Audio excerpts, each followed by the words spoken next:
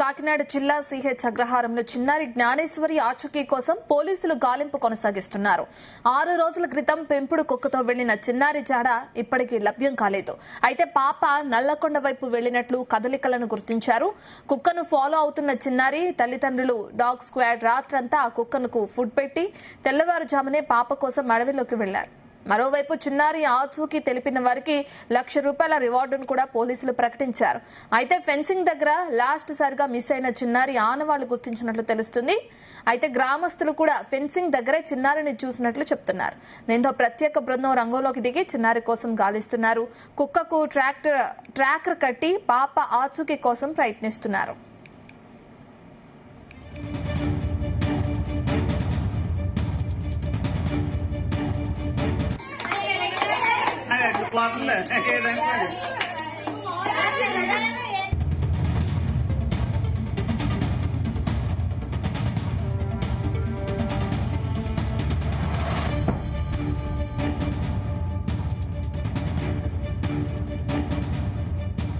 కాకినాడ జిల్లా సిహెచ్ అగ్రహారంలో చిన్నారి జ్ఞానేశ్వరి ఆచూకీ కోసం పోలీసుల గాలింపు కొనసాగుతుంది. 6 రోజుల క్రితం పెంపుడు కుక్కతో వెళ్లిన చిన్నారి జాడ ఇప్పటికీ లభ్యం కాలేదు. అయితే పాప నల్లకొండ వైపు వెళ్లినట్లు కదలికలను గుర్తించారు. కుక్కను ఫాలో అవుతున్నారు. చిన్నారి తల్లిదండ్రులు డాగ్ స్క్వాడ్ రాత్రంతా ఆ కుక్కకు ఫుడ్ పెట్టి తెల్లవారుజామునే పాప కోసం అడవిలోకి వెళ్లారు.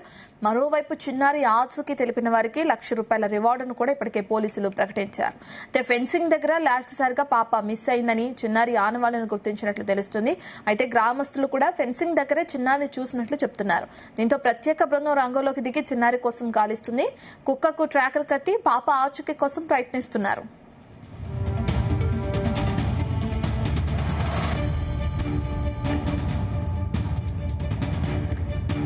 దీనికి సంబంధించిన పూర్తి డీటెయిల్స్ మా ప్రతినిధి సాంబశివరావు అందిస్తారు. సాంబశివరావు, 6 రోజుల నుంచి గాలింపు చర్యలు అనేవి కొనసాగుతూనే ఉన్నాయి. పాప ఆచూకీ తెలియలేదు. అయితే ఈ రోజు ఎలా జరుగుతుందని చెప్పుకోవచ్చు ఎంక్వైరీ? థ్యాంక్ యూ రత్న. కాకినాడ జిల్లా తుని మండలం దొండవాక పంచాయతీ సిహెచ్ అగ్రహారంలో జ్ఞానేశ్వరి అనే 3 ఏళ్ల బాలిక అదృశ్యమై వాళ్ళకి 6 రోజులైంది. శనివారం అదృశ్యమైంది. ఈ రోజు గురువారం కావడంతో 6 రోజులైంది. ఆమె కోసం 200 మంది పోలీసులు, దాదాపు ఒక డిఎస్పీ, 10 మంది పైగా సిఐలు, ఎస్టీఆర్ఎఫ్ బృందాలు, అటవీ శాఖ అధికారులు, దీంతో పాటు నిన్నటి నుంచి మున్సిపల్ అధికారులు కూడా గాలింపు చర్యలు చేపట్టారు. ఒక పక్క కూంబింగ్ ప్రక్రియ జరుగుతోంది. ఈ రోజు అయితే ఒక కొత్త ట్విస్ట్ చోటు చేసుకుంది. ఏదైతే బాలిక కూడా వెళ్ళిన కుక్క ఉందో ఆ కుక్క బాలిక కూడా వెళ్ళడం జరిగింది. 2 రోజుల తర్వాత అంటే మంగళవారం వచ్చి వెళ్ళిపోయింది.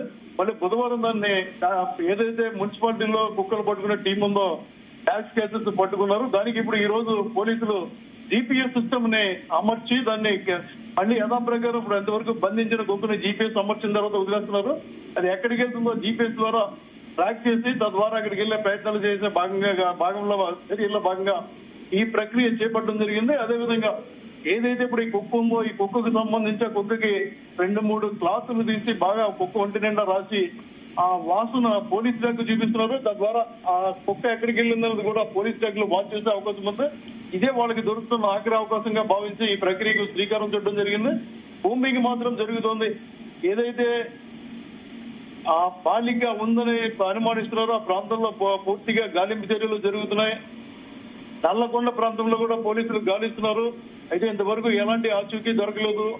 ఎస్టీఆర్ఎఫ్ బృందాలు తిరుగుతున్నా కూడా దొరకపోవడం, ఎస్టీఆర్ఎఫ్ బృందాలు అదేవిధంగా డ్రోన్ కెమెరాలు కూడా కుక్క ఆచూకీ దొరకపోవడంతో ట్యాగ్ స్నాచర్కి దొరికిందో అది ఎక్కడైతే బాలిక అదృశ్యమైందో ఆ ప్రాంతంలోనే కుక్క దొరకడంతో ఈ ఏదైతే కూంబింగ్ మీద కూడా స్థానికులు అనుమానాలు వ్యక్తం చేయడం జరిగింది.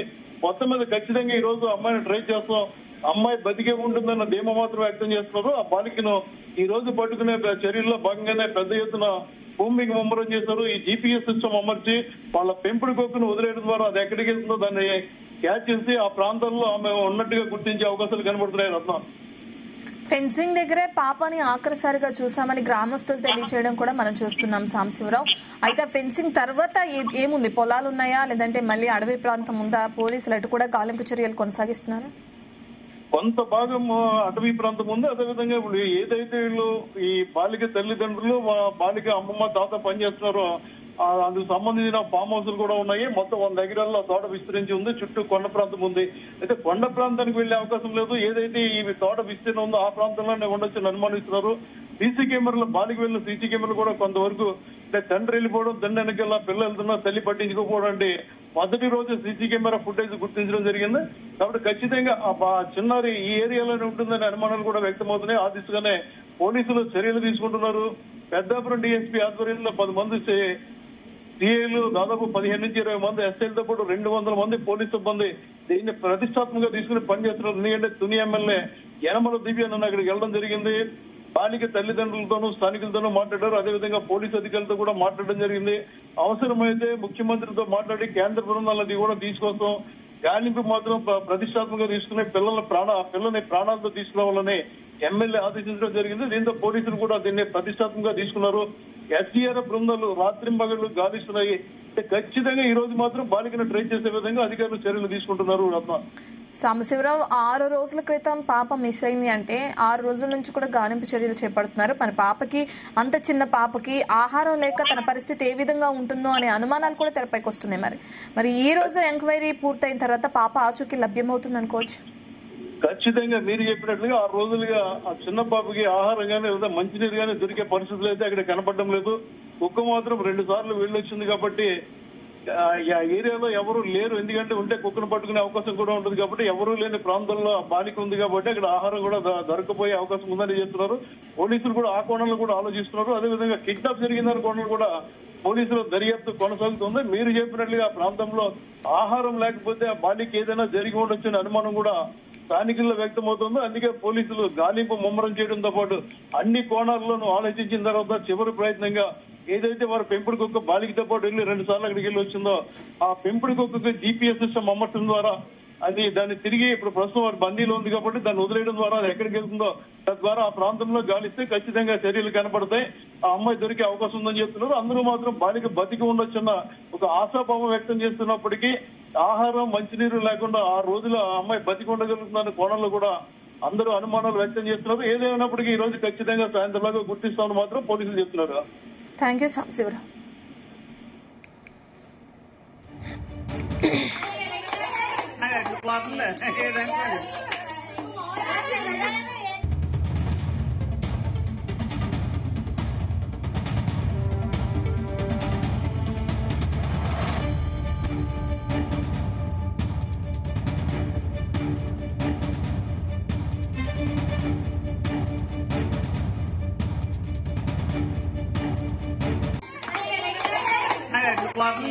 ఏదంటే